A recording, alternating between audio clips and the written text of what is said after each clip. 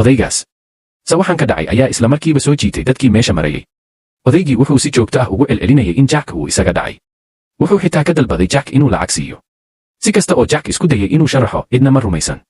Dadkii waxay xitaa ku yiraahdeen inuu si degdeg ah odayga isbitaalka u geeyo.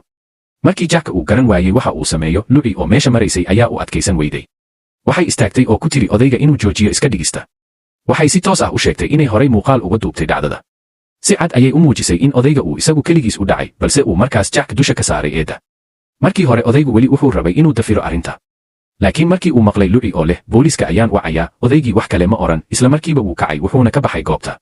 Waxayna ahayd isla waqtigaas markii Jack uu si qoto dheer ula dhacay Lucy. Intuu u soo dhaqaaqayay inuu ugu mahadceliyo caawinteeda, Lucy waxaa hareerayay dhowr gaari oo raaxo ah. Waxay noqotay in Lucy ay horay u ahayd xaaska nin dhalinyaro ah oo aad u taajir ah.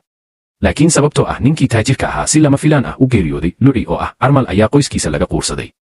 Haddana wiilka taajirka ah